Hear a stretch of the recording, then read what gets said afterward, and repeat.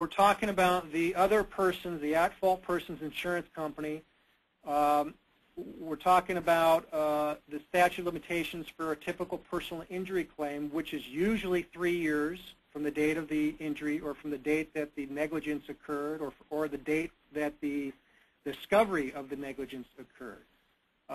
For first-party insurance companies, for instance, claims that you have against your own company under the terms of your own policy, normally the statute of limitations is going to be the same one that is used for contract cases.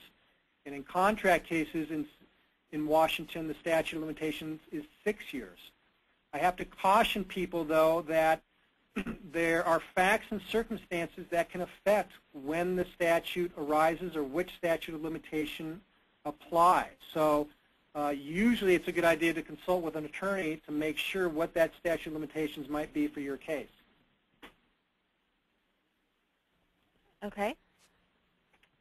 So we have a couple other questions here.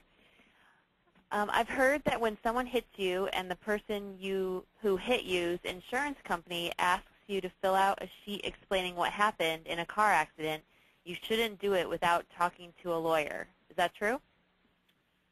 To be safe, I usually tell people not to fill out documents or sign documents for the adverse insurance company. However, for smaller cases where the information that's being produced, for instance, might be a list of your medical providers or the names of witnesses. If you're going to be handling your own claim, then the insurance company is going to get access to that information anyway, so it might help you to provide that information early on in the claim.